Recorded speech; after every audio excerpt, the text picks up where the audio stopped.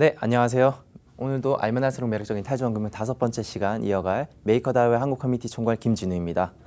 그러면 지난주에 어떤 디파이 소식이 있는지 먼저 살펴보면서 오늘 이야기를 시작하도록 하겠습니다. 가장 먼저 보시는 기사는 포브스에서 선정한 2020년 가장 혁신적인 핀테크 기업 50개사입니다. 포브스에서는 매년 이런 차트를 발표를 하는데요. 제가 차트를 확인해 보니 총 6개사 정도 블록체인 기업이 있었습니다. 그래서 위에서부터 엑소니, 체인얼리시스, 코인베이스, 에버레저, 그리고 탈주원 금융 프로젝트인 메이커다오, 그리고 리플이 있었습니다. 이러한 프로젝트들이 전통적인 이 핀테크 기업들과 같이 어우러져 가지고 이 차트에 있는 거 보니 약간 감회가 새로운데요. 제가 조금 더 자세하게 어떤 서비스 사업을 가지고 이렇게 유망한 기업으로 인정을 받아서 이렇게 같이 선정된 것인가 한번 알아보았습니다. 가장 먼저 이제 제가 이 6개사를 분류를 하면서 하나 놀랐던 것은 바로 하나 빼고 전부 미국 이제 뉴욕이나 샌프란시스코에 기반을 하고 있다는 점입니다. 과연 이제 디파이나 탈중앙 금융, 암호화폐 금융 쪽에서도 미국이 주도권을 가져가고 향후에 많은 좋은 또 회사들을 배출해낼 수 있게 되지 않을까, 이런 부분을 또 예상할 수 있었습니다. 그래서 가장 먼저 에버레저를 보시면은 물류 체인 추적 및 관리 서비스 그리고 사업 솔루션을 보유하고 있습니다. 그래서 최근에는 다이아몬드의 공급망부터 실제 판매망까지 그 과정을 분석해서 좀 더 효율화시키고 블록체인을 통해서 투명하게 이제 관리하는 그런 사업을 가지고 있고, 그 외에도 귀금속이나 코발트 같은 원자재들을 이제 제공하는 서비스를 만들어 나가면서 미국이나 호주의 뉴질랜드의 정부들과도 같이 연계해서 사업을 진행하고 있다고 합니다. 그리고 다음은 체인얼리시스인데요. 미국에서 정부 조달 사업을 수주하는 1위 기업으로 지금 아주 유명한 이제 기업입니다. 그래서 암호화폐 데이터 분석이라는 게 어떤 데이터를 분석하는 것이냐면, 기본적으로 이제 암호화폐는 거래가 되고 P2P로 사람들끼리 개인 간 자금이 이동하는 것이기 때문에 미국 정부 입장에서는 이것이 자금의 세탁에 사용되는 것인가, 아니면 암호화폐 자금의 출처가 어디인가 하는 것이 굉장한 관심사입니다. 그래서 그런 것들을 추적하고 관리할 때 이러한 체인얼리시스의 솔루션을 사용해서 사용하고 있는 것으로 많이 알려져 있습니다. 그리고 다음 엑소니인데요. 엑소니는 거래 데이터 분석인데, 이 전통적인 금융기관, 예를 들면 골드만삭스나 시티뱅크 같은 큰 은행들은 자사의 이제 시스템 상에서 사람들이 신용 파생 상품 같은 것들을 거래를 할 때 이 거래 데이터를 분석해서 좀 더 효율화시키고 사람들에게 더 좋은 이제 파생 상품, 이런 상품들을 제공하기 위해 하고 있는데, 엑소니가 그런 과정에 블록체인을 도입해서 과정 자체도 효율화시키고 또 비용을 절감시키는 그런 솔루션을 개발하게 되어서 업계에서 굉장히 많은 관심을 받고 있습니다. 그리고 다음 오는 기업이 바로 메이커다오입니다. 탈중앙 금융에서 60% 이상의 점유율을 보유하고 있고, 주력 사업은 암호화폐를 기반으로 한 담보대출 그리고 예치입니다. 그래서 이더리움을 담보로 맡길 시 스테이블 코인으로 대출을 받는 형식의 사업을 기반으로 굉장히 전 세계적으로 많이 사업을 뻗어나가고 있는 상황입니다. 그리고 하나의 지표를 보자면 작년 한 해 동안만 담보대출로 걷어들인 수수료가 120억 원 이상에 달한다고 합니다. 그래서 그러한 가치를 인정받아서 740억 이상의 전 세계적 이제 투자를 유치한 바도 있습니다. 다음으로는 잘 아시는 리플이죠.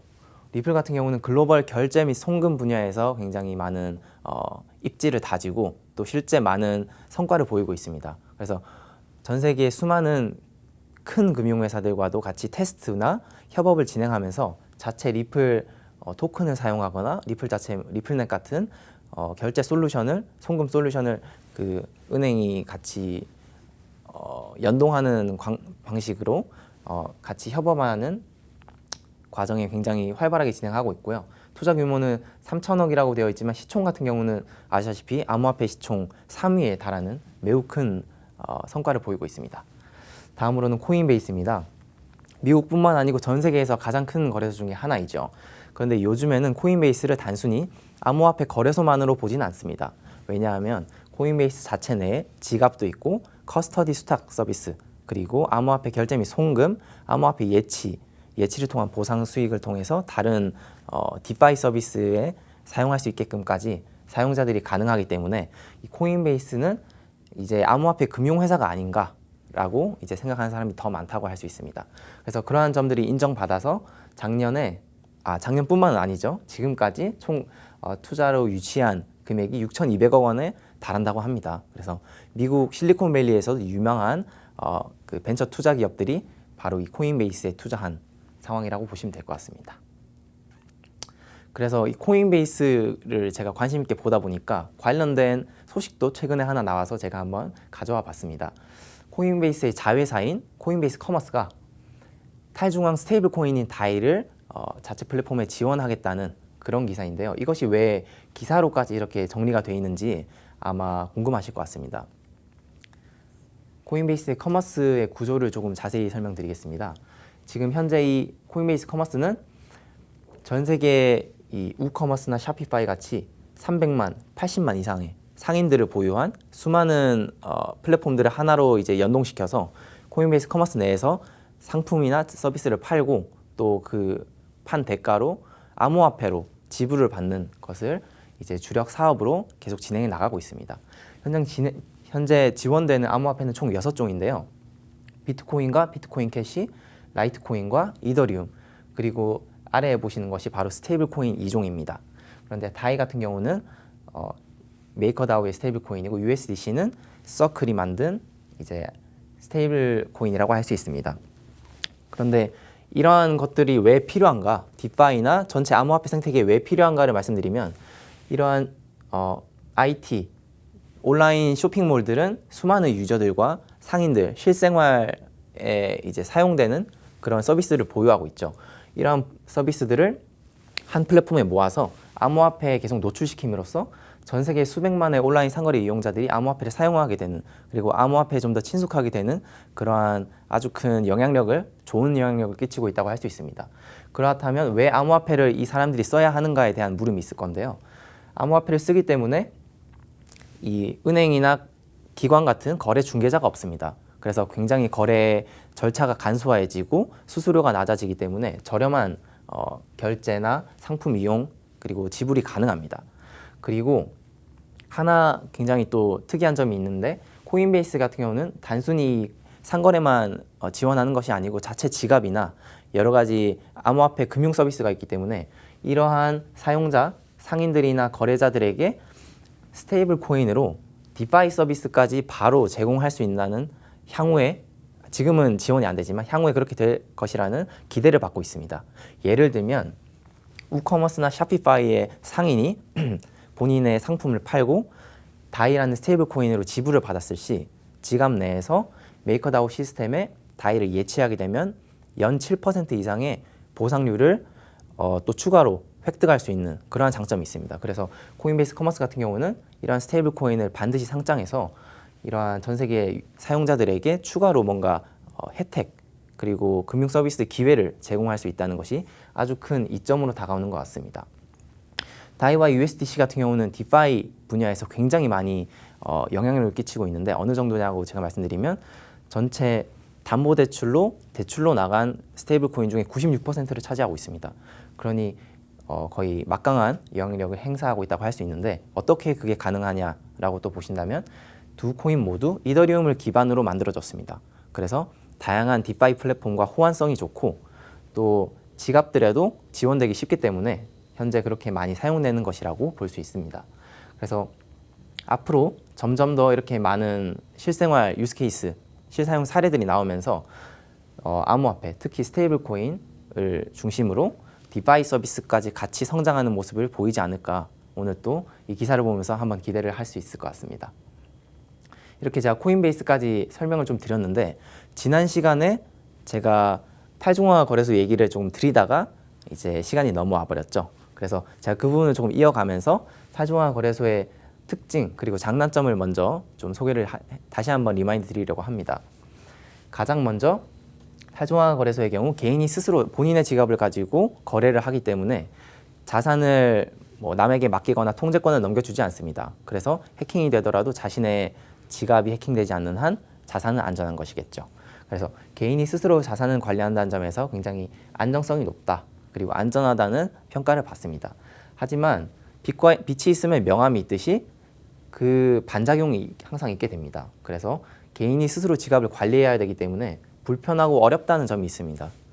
예를 들면 제가 지갑을 보유하고 있으면 이 지갑의 프라이빗 키나 니모닉 같은 지갑을 열 수 있는 그 키를 항상 본인이 소지해야 되고 이것을 남에게 뺏기거나 아니면 넘겨주게 된 경우 자산을 모두 잃을 그런 리스크가 있습니다. 그래서 항상 그런 부분에서 조심해야 되기 때문에 어떤 불편하고 어려운 접근성을 제가 말씀을 드려보았습니다.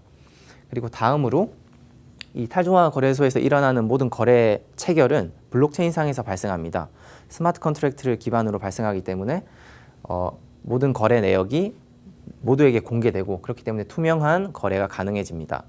그런데 그의 반작용으로 또 이더리움 네트워크를 사용하기 때문에 경우에 따라서는 매우 높은 수수료와 네트워크 속도가 저하되는 그런 문제가 발생할 수 있습니다.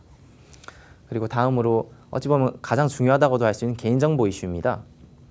탈중앙화 거래소는 개인이 지갑을 이용해서 또 개인끼리 거래하는 것이고 거래소 자체는 그 어떤 거래 프로토콜만 제공하는 입장이기 때문에 직접 개인끼리의 거래에 관여하거나 아니면 개인끼리의 신용을 미리 파악해서 어떤 간섭을 할 필요가 없습니다. 그렇게 하지 않는 것이 오히려 사용자 입장에서 도움이 되고요. 그렇기 때문에 개인정보 보호 입장에서 사용자가 애초에 자신의 정보를 넘겨줄 필요가 없기 때문에 보호가 되는 그런 구조를 띠고 있습니다. 그런데 이런 경우 이 자금이 어디서 흘러 들어왔는지 이렇게 거래한 사람이 누구인지 알 수가 없기 때문에 이 거래소가 악용될 가능성이 있습니다. 일례로 중앙화 거래소에서 이더리움과 같은 자산이 해킹되면 보통 탈중앙화 거래소에서 해커들이 넘어와서 거래를 하는 그런 경우가 많습니다. 왜냐하면 이 거래소 측의 입장에서도 이 지금 이더리움을 팔고 사고 하는 사람들이 해커인지 일반 사람인지 알 수가 없기 때문입니다. 그리고 미국과 같은 경우 이러한 암호화폐 자금 세탁이나 범죄에 사용되는 자금 흐름에 대해서 굉장히 민감하기 때문에 제재를 가할 가능성이 높습니다. 다음으로는 토큰 거래입니다. 중앙화 거래소에는 자체적으로 상장 프로세스를 보유하고 있고 이런 감사 절차를 보유하고 있기 때문에 토큰 상장이 아무래도 탈중앙화 거래소보다는 조금 더 힘든 부분이 있는데요. 탈중앙화 거래소는 그러한 절차가 없기 때문에 유저들이 쉽게 이더리움 기반의 토큰이라면 언제든 다른 사람들이랑 거래를 할 수 있게 됩니다. 그래서 좀 더 쉬운 거래가 가능해지고 그의 반작용이 또 있는데 유동성이 낮다는 것입니다. 아무래도 유저 자체가 중앙화 거래소보다는 적고 거래량이 낮기 때문에 이 유동성이 낮아서 사고자 하는 사람, 팔고자 하는 사람이 좀 적어지면은 매도를 할 때에도 더 싼 가격에 팔 수밖에 없고 살 때에도 더 비싼 가격에 살 수밖에 없는 그런 문제점이 발생할 때가 있습니다. 그리고 이 이더리움 네트워크의 경우에는 스마트 컨트랙트를 통해서 거래를 할 때 항상 그 가스 수수료라는 것을 내게 됩니다. 이 네트워크를 사용하는 데에 대한 대가라고 보시면 될 것 같은데요. 그러한 가스 수수료를 사용할 때 만약에 다른 사람이 나보다 더 높은 가스 수수료로 같은 거래를 동시에 내어놓게 될 시 그 사람의 거래가 먼저 체결되어 버리는 선행매매 문제가 발생할 수 있습니다. 그래서 거래소 내에서 일반 사용자들이 거래를 하는데 만약에 봇들이 그러니까 프로그램 같은 것들이 돌아가면서 사람들의 거래를 미리 파악하고 빠른 시간 내에 더 높은 가스 수수료를 내면서 이 거래를 채가는 방식으로 이익을 벌 수 있기 때문에 이러한 탈중앙화 거래소의 구조적인 한계라고 볼 수 있습니다. 그러면 이 기본적인 특징을 바탕으로 각 거래소들을 제가 짚어보면서 좀 케이스별로 알아보도록 하겠습니다. 먼저 포크델타와 아이덱스 같은 경우는 조금은 탈중앙화 거래소 중에서 미리 만들어진 거래소이기 때문에 아무래도 거래량도 많이 있고 또 특징으로 미국을 기반으로 한다는 것입니다. 그래서 보시면 2018년의 경우 무려 95% 이상의 탈중앙화 거래소 거래 점유율을 보이고 있었습니다. 현재는 물론 많이 낮아졌으나 아직까지도 많은 사람들이 포크델타와 아이덱스를 이용하기 편해하시고 또 많이 아시는 것에서 큰 의미가 있다고 할 수 있습니다. 그래서 기본적으로 탈중앙화 거래소다 보니까 개인끼리 지갑을 연결해서 거래를 하고 KYC나 그런 절차는 두지 않습니다. 그런데 아이덱스 같은 경우는 미국을 기반으로 하기 때문에 미국은 현재 암호화폐 자금 세탁이나 자금 흐름에 대해서 법률적으로 많은 것을 요구하고 있습니다. 그래서 아이덱스는 탈중앙화 거래소임에도 불구하고 거래를 할 때 초기 거래를 할 때 KYC 절차를 두어서 이메일로 가입을 하는 등의 조금은 중앙화된 방식을 띠고 있습니다. 그리고 이 수수료 같은 경우는 기본적으로 중앙화 거래소보다는 절차가 굉장히 간소하기 때문에 수수료도 낮다고 할 수 있습니다. 그러나 이더리움 네트워크가 혼잡할 시에는 속도가 낮아지고 수수료가 크게 변동할 수 있다는 점 여러분 유의하시기 바랍니다. 그리고 온오프 체인 조합을 통해서 효율적인 거래를 추구한다고 나와 있는데 포크델타나 아이덱스 경우는 이 오더북을 공유할 때 오더북이라는 것은 매도자와 매수자가 내가 어떤 가격에 이것을 사고 싶다 팔고 싶다 하는 그 호가창을 말합니다. 그런 것들을 사람들이 제시를 하면은 그것을 오프체인 자체 시스템 내에서 처리를 한 후에 이 블록체인상에 등록을 시켜서 사람들이 보게끔 하고 있습니다. 그러나 실제 거래 시에는 당연히 블록체인 네트워크를 사용하기 때문에 모든 거래 내역이 투명하게 공개된다는 점에서 탈중앙화 거래소라고 분명히 말씀드릴 수 있습니다.